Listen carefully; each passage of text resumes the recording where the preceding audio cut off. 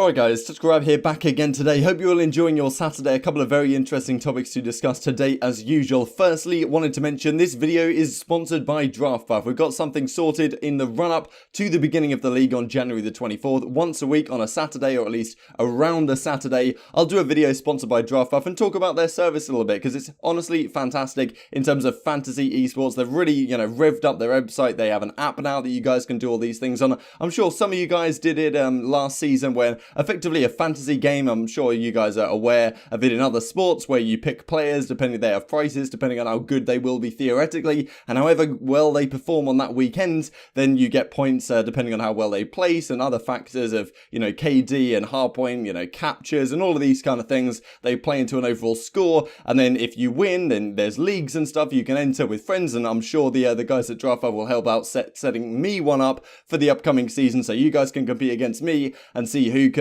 create the best fantasy team. So that's something I'd love to promote. I think their service is great. You can sign up completely for free down in the description box below. I'd highly recommend you do so in the upcoming for the upcoming season, because there's a lot of good fun and there's some decent prizes on offer quite often as well. So that's what I'm going to talk about today. Well, I've already talked about it to some degree. This is the CDL cheat sheet, as they say. So flexes, SMGs, assault rifles, and subs, of course. I kind of conflate SMGs and subs, but slightly different in this game. And this is the schedule then, of course, for the Minnesota event at the end of this month, starting January 24th, as Draftbuff says, the strength of the schedule. So, here we go, every single team, this is who they're going to be playing against, so keep an eye out for that. Whoever your favorite team are, these are their matchups. So, for example, if you're a Chicago Huntsmen fan, they're going to be playing Empire and OpTic Gaming on the first weekend, London Royal Ravens, the Subliners, and Paris Legion. So, very interesting, and let's crack on with the main topic of discussion for today then. So, talking real quick about the 2K, I'll probably in a couple of days time recap the 2Ks for North America and Europe, but for the APAC Grand Finals, these are the results we saw. So Fighter, Crimza, Setsi, even Swift and Pred ended up winning it, just $500, but thought I'd keep an eye on the Australian scene, because it doesn't really get a lot of love right now, given the changes that we have seen with the CDL in this season. So this is what I wanted to focus on today, this time to pound T2P merchandise. Now, you guys who are OpTic Gaming fans in the past, and Scump and Formal fans who have been following that duo for a long time since they teamed up back in the Advanced Warfare days, of course Scump and Formal have been considered a duo for really quite a long time, and it was something of a shock, I guess, when they did finally split up after Seattle in the World War II season. But that duo I'm not exactly sure where it came from, but they've had the slogan, or at least the tagline of T2P, which stands for time to pound. I don't know exactly where it come from. I don't know if Scump came up with it or something. Sounds like the kind of thing that he would come up with. But anyway, that's kind of how the duo has been called. If you're talking about T2P, a lot of people back in the day, pre-OpTic Gaming split up, would go around with T2P in their clan tags and game battles, and if you were a tryhard in public matches and you supported OpTic, maybe you'd put T2P in your clan tag. Pretty common thing, because Scump and Formal in large part defined that team, and it became a common mantra that was used. So now, of course, those two are reunited on this NRG-owned Chicago Huntsmen squad, with Hector over there and a lot of other individuals that were on the former OpTic team that are now associated with NRG that Hector has brought on. So, of course, we've got Bose that we've talked about, we've got Hitch, I believe, and Hitch and Aaron Create as well, who we'll talk about in a few seconds here. So they decided that it was time to make some merchandise for the Time to Pound branding, I suppose, with Scump and Formal. So they have a website set up, you can go and buy some of the merchandise. We'll have a look at it in a second. Well, let's go through a couple of the things. So, they've got these t-shirts. Both of these that I'll show you are available in like hoodie form as well. So look, it's an interesting design. The green isn't particularly nice. The two logos look kind of, I don't know, like I don't necessarily want to cast judgment, but I don't think these are the best designs you've ever seen. But these are the only two designs that are still available on the website right now, because they had a third website, or they had a third design on the website, which looked as follows. And I thought this was kind of funny.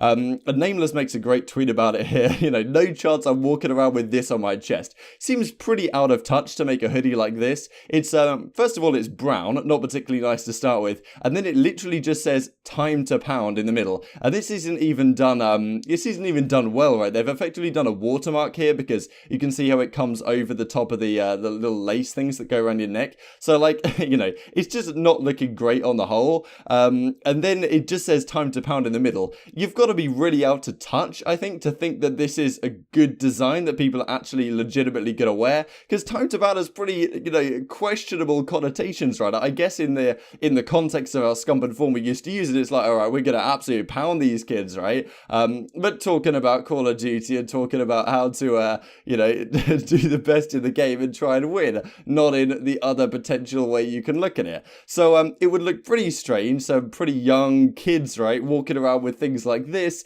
I'm not sure that necessarily has the best connotation. So, this has been removed from the website now. You'd be paying $60 for one of these T2P hoodies, right? So that was the drama. I thought it was kind of the end of it. I wasn't going to cover it. It was a kind of funny situation, but it kind of got left at that. But it has since then kicked off a little bit. So just wanted to go through a couple of things on Reddit before we get into the updated, or supposedly the original design instead of the one we just looked at. So Scump in the replies saying he told them not to release it. That's rough. Like, if it's just T2P, you can play it off, but having time to bow written across your chest is going to have girls grabbing the pepper spray out their purses real quick. Pretty, honestly, right on the money.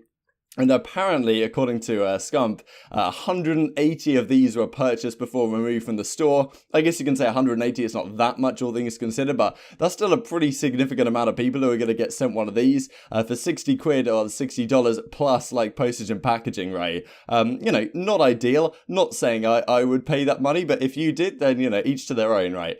So anyway, what I wanted to go through, I did a little teaser there a second ago, is this tweet that then comes out from Davis Hitch a Ride. So Aaron's original T2P design is fire. So what effectively you're saying is that, look, this is the design that they put out. Obviously it wasn't great. I don't think there really is any designing that has gone on here, rather than just the color and writing time to pound in the middle of the chest. Not ideal in my opinion. But this is what Davis said. Oh, his original T2P design was fire. So, if this is as fire as you say, why was this not chosen instead of this one?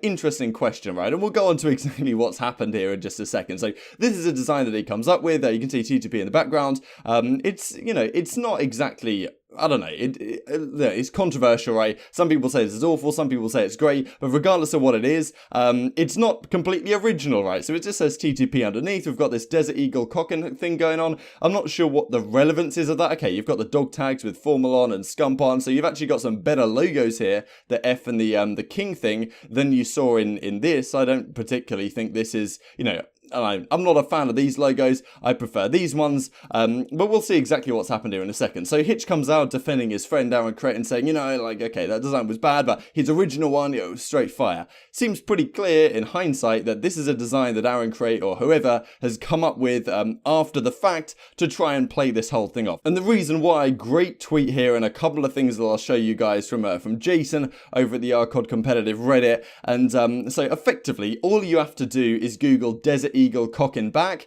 and you'll find an image which is exactly the same as this one that is made into this supposed logo. So as you can see, Jason here overlays it. The red is the overlay of the image off Google, and then underneath is effectively the traced version that Aaron Crate has done to create this logo. Change the colors around a little bit, but effectively this design on itself is far from original. It's very difficult to justify that this is an original image, apart from, of course, the dog tags that have been added on. And this is another interpretation then that I saw here on Reddit. So as you can see, Aaron Crate's supposedly original idea overlaid with the image you see on Google. So, it's pretty damn clear to see that this isn't a completely original image and has effectively been jacked from somewhere. And yeah, just to go through this then to finish the video. So this is the Reddit thread about it. A lot of discussions has gone on around this. Pretty interesting topic on the whole. And first of all, just want them to make a shirt or long sleeve that just says T2P across the chest, similar to what 100 Thieves does. Just want to say real quick on the topic of 100 Thieves that Nadeshot is killing it, right? Like, all the issues that we've had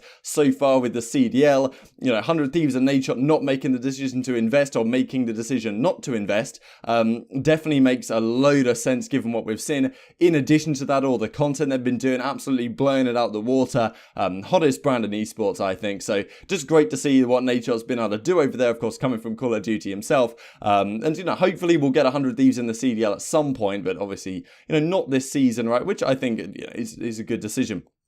But yeah, so, and obviously their merch game has been absolutely fire. And, this one about the shooter vibes is honestly like a point that seems to be right on the money. Wearing a shirt that's a loaded gun with T2P can easily be misinterpreted to time to pay. Like, that's not ideal, right? So yeah, leave all your thoughts below on anything surrounding this topic. I think it's pretty interesting, the stolen logo and all of this stuff, if you want to call it that. I would greatly appreciate a like on the video as well if you guys did enjoy. A couple of things to go over though before we finish. So yeah, Infinity Ward developer confirms the studio needs to find better ways of communicating info on Modern Warfare, says the studio is working on it. And this is just typical, right? I guess this is kind of what we wanted to see. At the same time, like, who knows whether they're actually going to action any of this stuff that they say they're going to try and communicate better. It would be lovely to see better communication with the competitive scene, but it seems like they don't really communicate very well with the professional players. And where are they on the Reddit talking to us on CoD game, on CoD competitive? Very rare to see indeed. So yeah, apparently Infinity Ward are trying to improve things, but doesn't seem to be particularly likely right now. Just wanted to go through finally then this tweet from Jess Brohard, because we did talk about, of course, Jess potentially not coming back to the CDL, and as she says in this, 2019 certainly had its ups and downs, but we survived. My future is a bit uncertain at this point. I'm focusing on things I can control, creating consistent quality content for my community. If you want to be part of the bro herd, you can join a Patreon. If you wanted to. But yeah, so I'm definitely not a member. But yeah, we don't know what's going to be happening with her in the upcoming season. Of course, this talk about Puckett potentially coming back. People were saying, maybe Puckett can come in and do the interviews instead of Jess if she doesn't come back, doesn't decide to come back, isn't asked to come back, who knows. But yeah, that's the topic for today. Hope you guys enjoyed it. Like if you did, subscribe if you're new as always. Of course, the off season's pretty damn long. We're hopefully going to ramp up to the start of the new season, but I greatly appreciate a like and a comment down below because it helps the YouTube algorithm push this content to new viewers. Lately, the subscriber stuff has been pretty stagnant. That's understandable, of course, given the time in the season. But yeah, a simple like and a comment really helps promote the content out to new viewers. Once again, thanks to Draftbuff for sponsoring the video. I'll leave the link to sign up down in the description box below. So yeah, thanks for watching as always. I will see you next time.